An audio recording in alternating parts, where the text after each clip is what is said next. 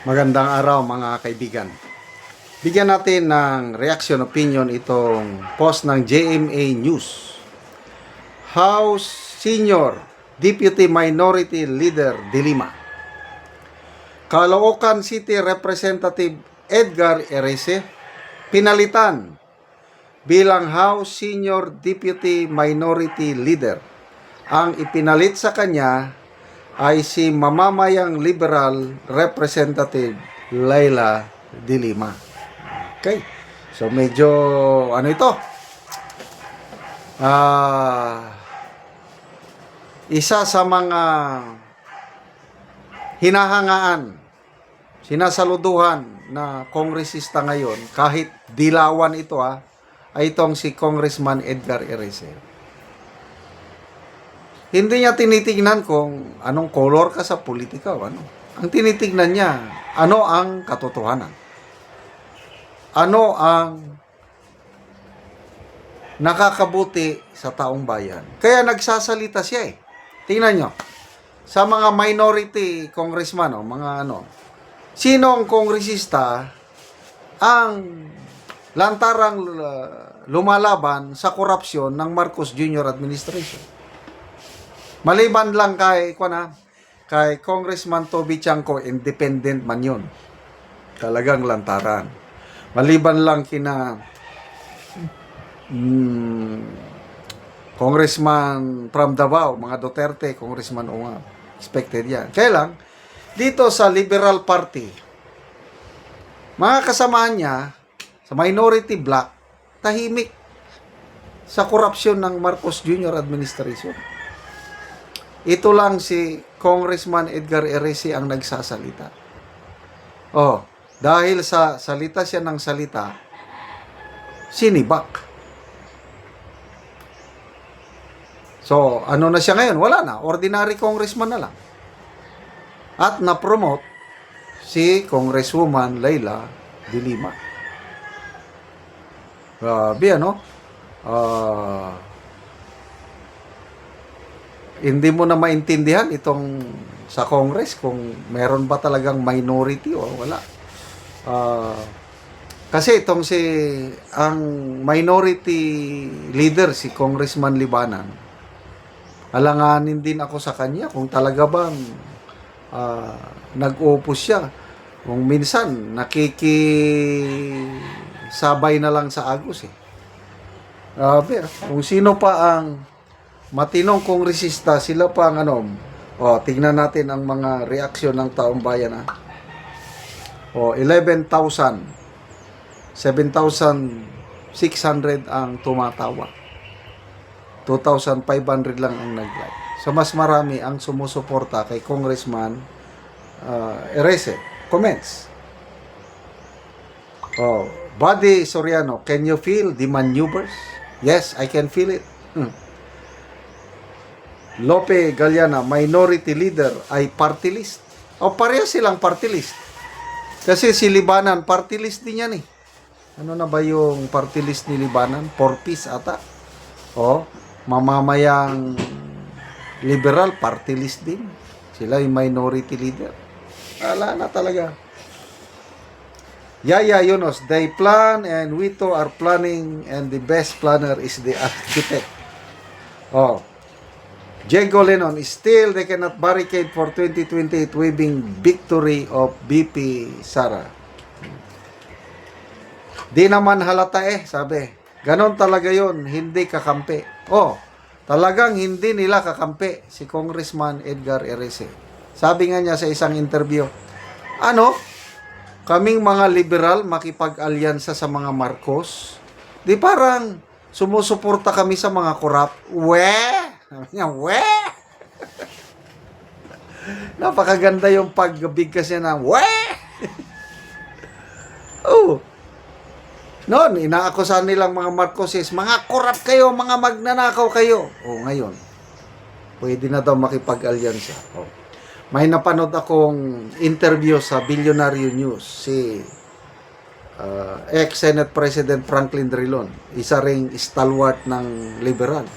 Tinatanong sino ang makakalaban, malakas na pwedeng may chance na pwedeng talunin si VP Sara. Sabi niya, mahirap pa ngayon. Kaya lang, nakikita ko, posible, sabi niya, yung alyansa ng Marcos at ang liberal, posible.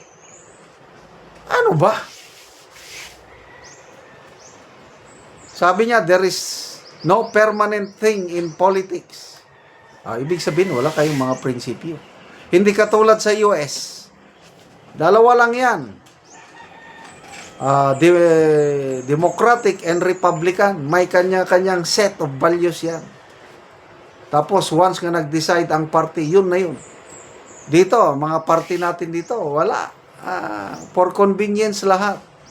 So, yung isinusukan nila na Marcos, dictatorship, magnanakaw, kung ano pa, handa na silang makipag-alyansa para lang may pag-asa sila na matalo nila si VP Sara. Yan ang ano. But, again baka nagkamali ako.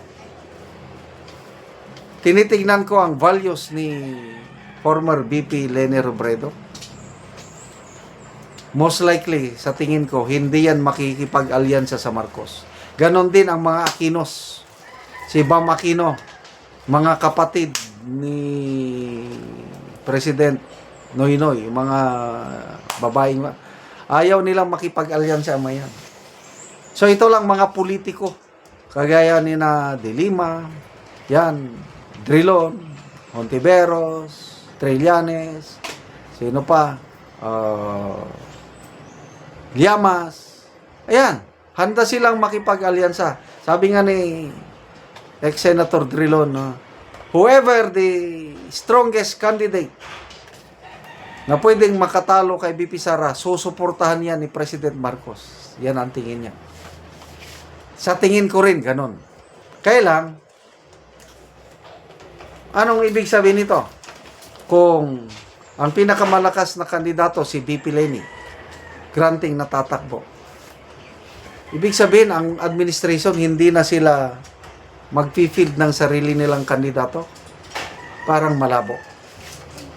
Ang gusto ni First Lady na kandidato ng administration, daw narinig ko lang sa isang TV host, si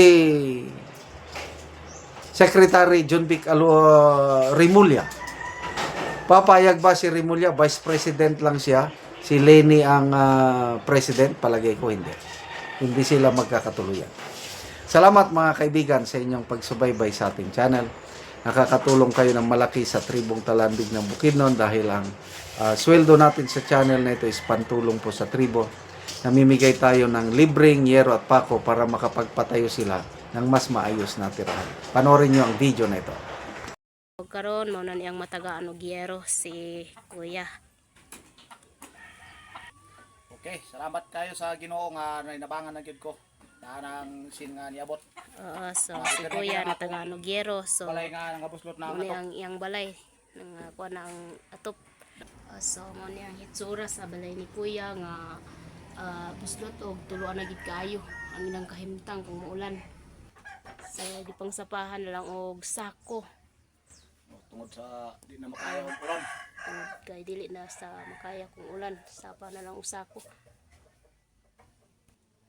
At haron tayo mamada ko kuan. Bente.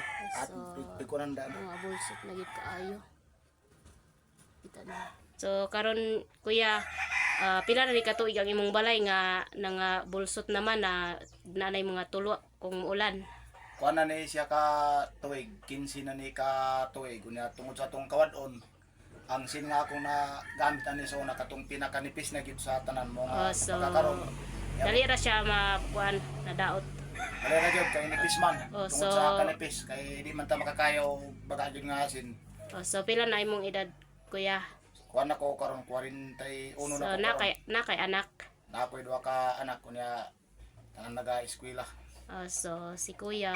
So ang imong panginabuyan Kuya, Kuan ra mag-uumara gyud so mag-uumara. So si Kuya na taga Noguero, so makaatop na gid ka karon Kuya. So atop na gyud ko karon dako akong kalipay og pagpasalamat sa nagpasiyugdaan nga programa. Ang atop na ako nga naguba na gyud so Maalis release na gyud. na. Sige, sige.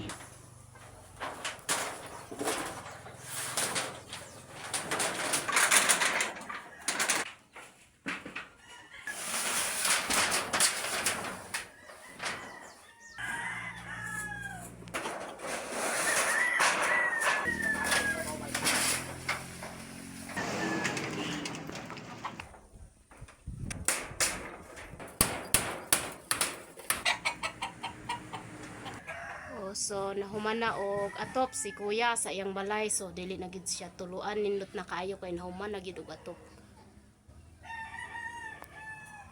Daghang salamat sa grasya sa Ginoo nga nakaatop na gyud ko sa akong balay. Manginaot ko nga ang nagpasyog dani nga pinagi ni nga mga hinabang, manginaot ko nga dagang pag dagan pa ang matabangan. sa dili lang diri sa among barangay, sa barangay Tagbang kundi Sige. lakip pa sa kinatibukan nga lungsod sa Talakag ang ilang mga tabangan. Dagang kayo Sige. salamat. Okay, sige. Salamat po.